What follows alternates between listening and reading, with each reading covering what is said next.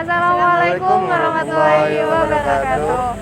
Kami dari kelompok 6 mata kuliah manajemen keuangan. Di sini kami akan melakukan observasi. Sebelum itu kami akan memperkenalkan diri dulu. Saya Juhairia. Dan saya Faisal Abdullah Ramadhani. Dan saya Nori Firdausia. Dan kami akan melakukan observasi di Dinas Lingkungan Hidup. Demi menyingkat waktu, mari kita ke dalam.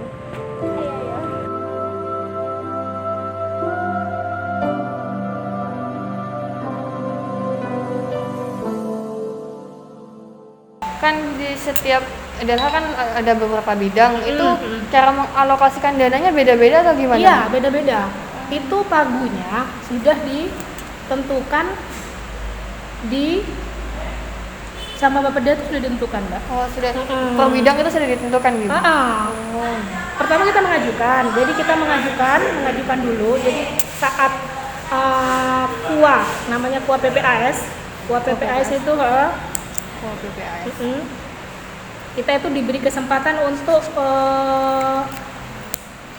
membuat pagu sendiri, membuat pagu ya. Tapi setelah itu diverifikasi di Bapeda. Bapeda itu menyesuaikan dengan anggaran yang dari pusat. Jadi kita nggak bisa menentukan dana sendiri.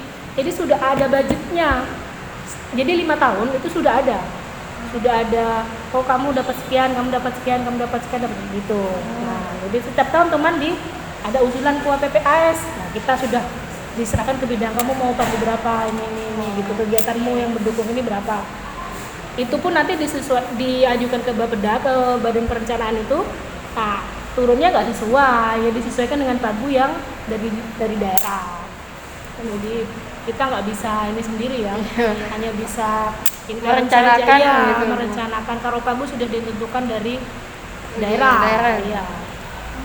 Selanjutnya dan untuk prioritas, disesuaikan dengan prioritas. Selanjutnya untuk controlling Ibu. Bagaimana Ibu mengevaluasi agar jalannya rencana tersebut dapat berjalan dengan lancar? Kalau controllingnya setiap triwulan itu ada laporan perkembangan kinerja namanya. Di situ laporan perkembangan kinerja itu isinya sejauh mana target itu sudah tercapai. Nah, itu di situ. Triwulan itu empat triwulan, 4 kali. Jadi ada perkembangan triwulan 1, 2, dan 3. Itu mengevaluasi sejauh mana sih kegiatan itu sudah dilaksanakan untuk. Kalau untuk yang akhir tahun itu berupa laporan kinerja. Jadi ada perjanjian kinerja, ada perkembangan kinerja, ada laporan kinerja. Kira-kira di dalam melaksanakan rencana tersebut apa sering ada kendala gitu? Ada banyak, terutama saat refokus ini ya. Jadi ada beberapa kegiatan yang dananya itu memang sudah kebijakan dari pusat ya, karena butuh dana untuk penanganan COVID dan kawan-kawan. Jadi pagu kegiatan itu dipotong. Iya, dipotong. Jadi kita melaksanakan seadanya. Yang untuk COVID gini pengaruh nggak Bu untuk kegiatannya? Pengaruh sekali. Iya, pengaruh.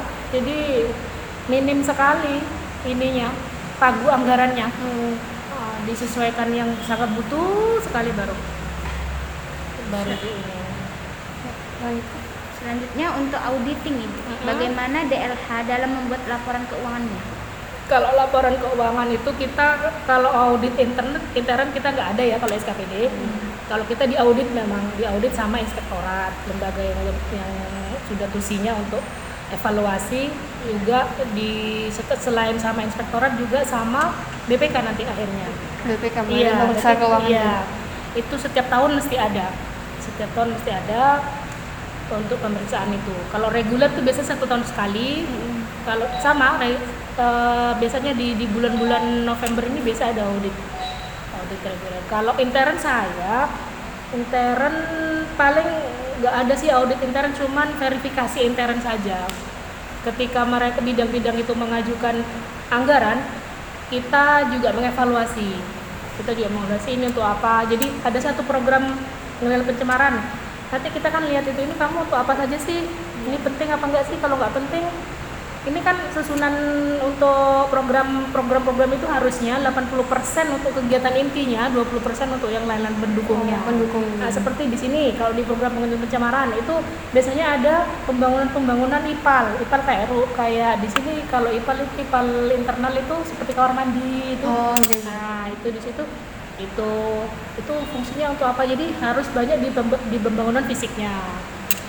20%-nya yang pendukung. Jadi kita memverifikasi. Jadi kalau cuma ada kegiatan terlalu banyak perjalanan dinas itu untuk apa, itu kita kasih saran ini untuk apa ditanya.